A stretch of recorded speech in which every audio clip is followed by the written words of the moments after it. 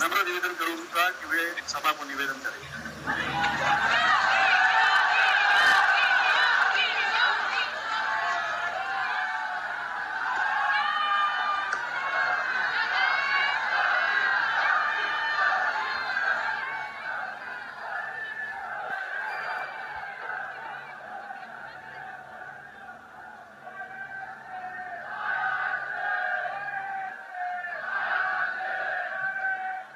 भारत माता की, भारत माता की, भारत माता की।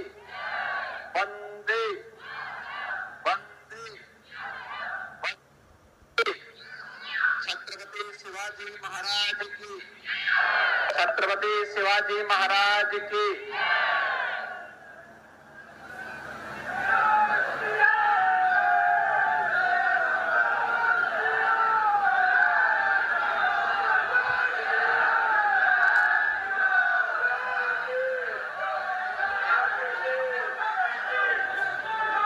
लोकसभा चुनाव 2024 के प्रथम चरण के मतदान के लिए आयोजित आज की सभा में इस पार्लियामेंट्री कॉन्स्टिट्यूंसी के खासदार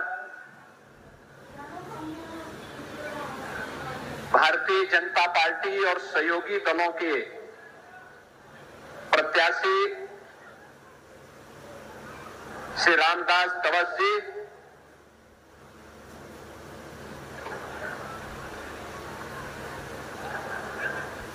आज के इस कार्यक्रम में उपस्थित है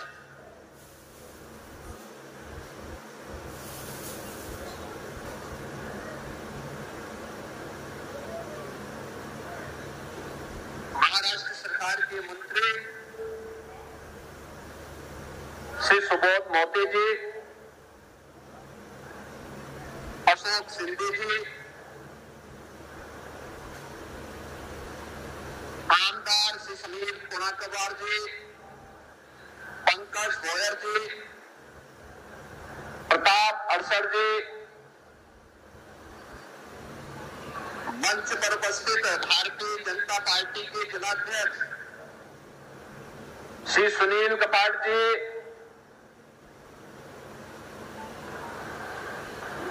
प्रदेश सचिव सरकाताई,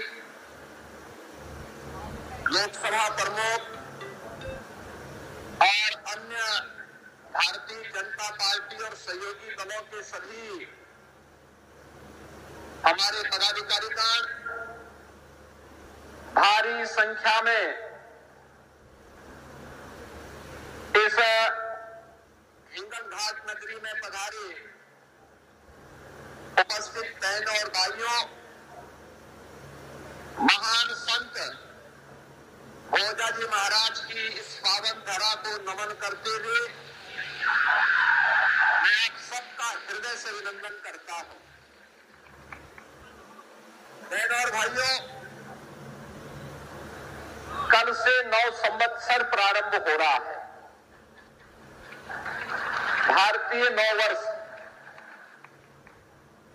गुड़ी पाड़वा का पावन त्योहार। मैं आप सबको इस पर्व की हृदय से बधाई देता हूं, अपनी शुभकामनाएं देता हूं।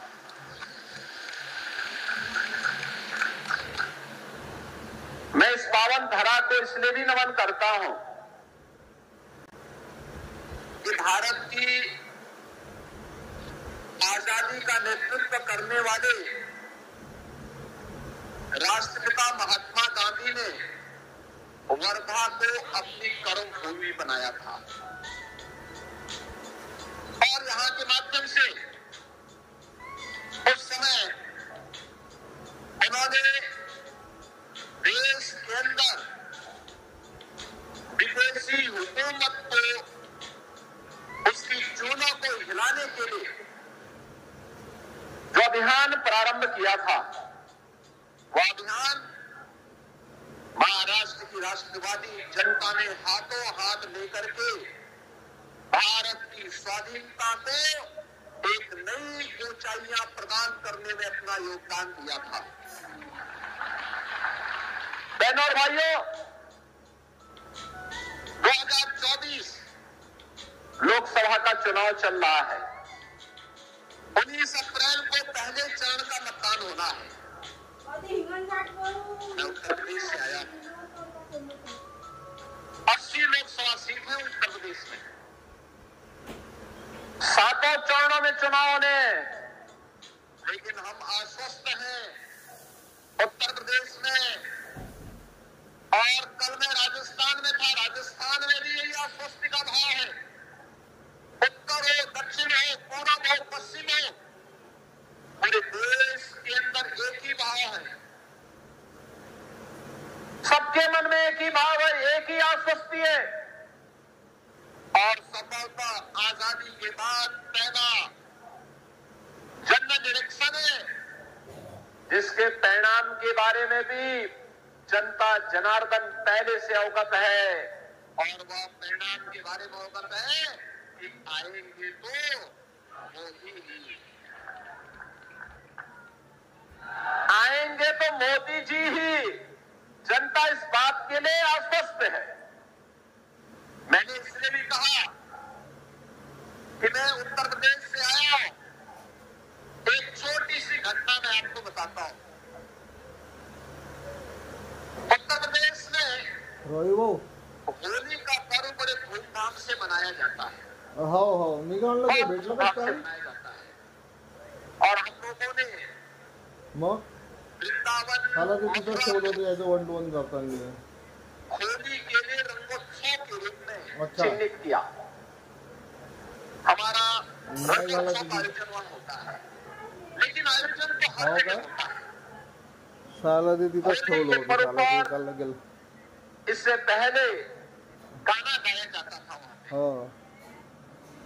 और खास तौर पर हमारे अच्छा. ईस्टर्न यूपी में बरं बरं ठीक आहे. पाहिजे मी हे पाठवतो बातमीची लिंक. रघुवीरा अवध में हो, होली हो, खेले।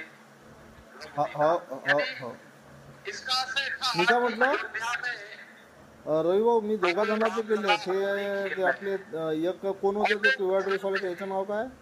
पूरा गाने के साथ झूमते थे, गांव के गांव। और लेकिन दूसरे? 500 वर्षों से अयोध्या में हो तर ते नागपुरीचे कोणत्या याचे आहे? खेलते हुए नहीं देखा। पहली बार अयोध्या आणि में ते रामलला ने गणपत होली के आयोजन के साथ जुड़ करके माझे पत्रकार संघाचे अध्यक्ष. पूरे भारतवासियों को पाठवतो लिंक. नए भारत का दर्शन कराया है। और इसीलिए तो मैं आश्वस्त हूं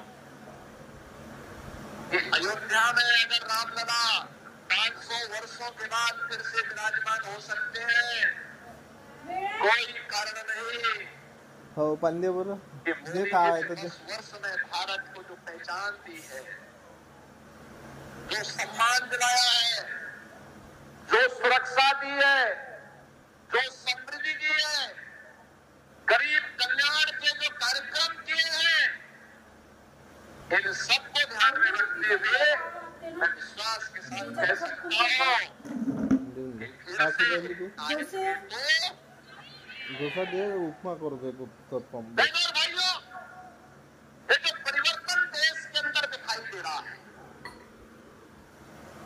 दुनिया के अंदर दिखाई दे रहा है। आज भारत के पासपोर्ट की कीमत बढ़ी है दुनिया के अंदर। दुनिया के अंदर भारत के पासपोर्ट की कीमत बढ़ी है। भारत का सम्मान बढ़ा है। बड़े गर्व के साथ लोग आज इस बात को मानते हैं कि भारत दुनिया का एक सिरमौर है। लेकिन 14 के पहले ऐसा नहीं था। सीमाएं सुरक्षित हुई है। पहले दुश्मन देश भारत की सीमा में घुसते थे, सीमाओं का अतिक्रमण होता था, सरकारें आंखें बंद कर देती थी।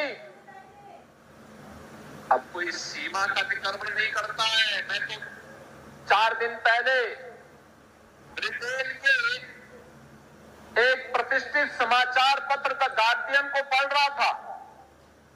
उसने एक समाचार प्रकाशित किया था जिसमें उसने कहा कि पाकिस्तान के अंदर 2 वर्ष पहले 20 आतंकवादी चुन चुन करके, दुर्दांत आतंकवादी चुन चुन करके मारे है कि सब भारत ने कराया है। यानी इसका मतलब जिस पाकिस्तान में मुंबई विस्फोट के अपराधी वे आतंकवादी छुपे हुए हो, उस पाकिस्तान में भी अब आतंकवादी सुरक्षित नहीं है। अब दुनिया भी इस बात को स्वीकार करने लग गई है। दुनिया ने भी आतंकवाद को एक समस्या मान लिया है। जो लड़ाई भारत की है, उस लड़ाई में दुनिया आपके साथ खड़ी है।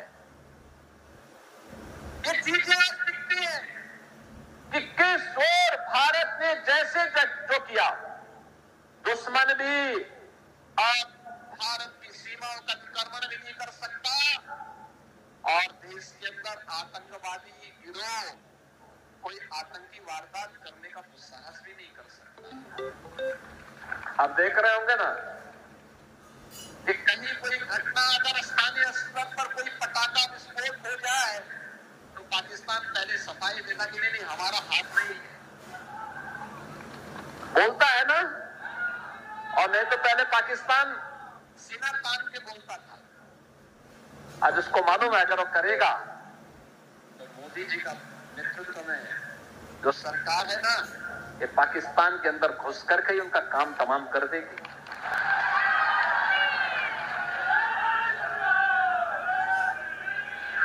भारत के अंदर आतंकवाद की जो सबसे बड़ी जड़ थी वो थी कश्मीर में धारा 370। हम एक ही नारा लगाते थे, एक देश में दो प्रधान, दो विधान और दो निशान नहीं चलेंगे, नहीं चलेंगे। जहां हुए बलिदान मुखर्जी व कश्मीर हमारा है, एक नारा लग रहा था। और बहनों भाइयों, जो काम 1952 से लेकर के 2014 तक नहीं हो पाया, वो काम मोदी जी ने एक झटके में 370 समाप्त करके आतंकवाद की ताबूत में अंतिम ढील ठोकने का काम किया।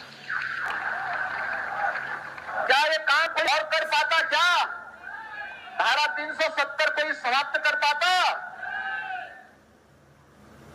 को बर्था को रोक पाता? और बाबा साहब के प्रतियुद्ध का निर्माण कोई और कर पाता? ये सब पूछिए ना का के अंदाज से कि जी ने यहां पे बेहतरीन हब बनाया है। मैं भी आके देख रहा था। बहनों भाइयों, ये काम भी मोदी जी के नेतृत्व में, गडकरी जी ने और रामदास जी के इतना बेहतरीन को बनाया। हजारों लोगों को नौकरी मिलेगी, बस को एक नया कार्य मिलेगा, यहां पहचान मिलेगी, सिटी को एक पहचान मिलेगी, इंफ्रास्ट्रक्चर और बेहतर होगा। Highway, railway, metro, IIT, AIIMS, triple IT, university, one district one medical college और हर नद की योजना ये भी बन रही है। और गरीब कल्याण की तो कोई सानी ही नहीं। भारत के अंदर 80 करोड़ राशन की सुविधा का लाभ पिछले 4 वर्ष से प्राप्त करें, अगले 5 वर्ष तक प्राप्त करेंगे। दुनिया के अंदर कहीं नहीं है। 60 करोड़ लोगों को 5 लाख रुपए की आयुष्मान भारत की स्वास्थ्य बीमा का कवर मिल रहा है, दुनिया के अंदर कहीं नहीं है। 12 करोड़ अन्नदाता किसानों को प्रधानमंत्री किसान निधि का लाभ मिल रहा है, दुनिया के अंदर कहीं नहीं है, अकेले भारत के अंदर है। 12 करोड़ गरीबों के घर में शौचालय बन गए हैं। काही नाही, बातम्या पाहून राहिलो आता। 10 करोड़ घरों में उज्ज्वला योजना का फ्री में LPG का सिलेंडर प्राप्त हो गया है। तो उचलला नाही मी, काही मग डबल फोन कामापासून निघाला। नौजवानों के आर्थिक स्वावलंबन के लिए कहीं पे स्टार्टअप की योजना, कहीं स्टार्टअप की योजना, कहीं PM विश्वकर्मा की योजना, जाऊन सकाळी होलीओपी की योजना ने एक नई क्रांति की है।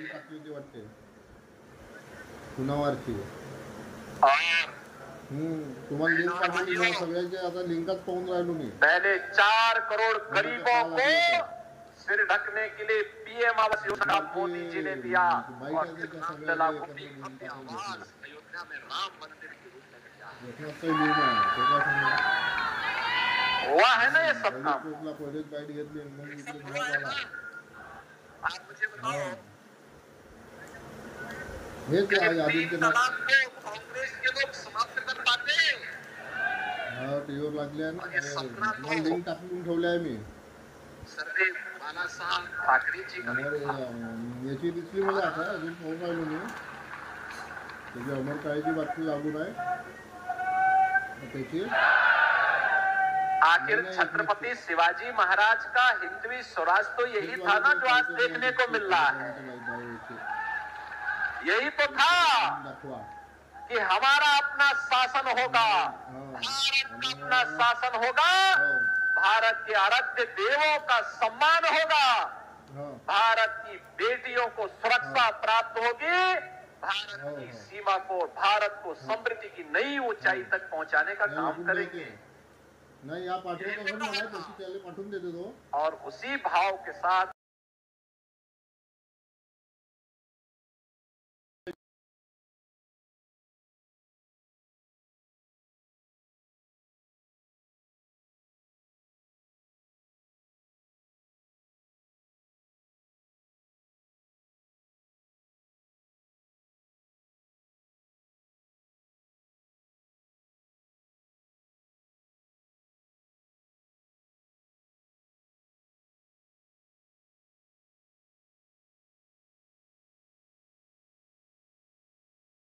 जनता पार्टी और एनडीए की हमारी सरकार भारत को दुनिया की एक वर्ल्ड पावर, ग्लोबल पावर के रूप में स्थापित करना चाहती है. वह है विकसित भारत.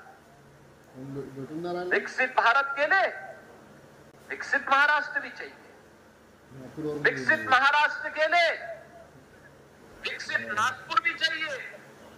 हर जनपद को, हर गांव को विकसित बनाना है, आत्मनिर्भर बनाना है.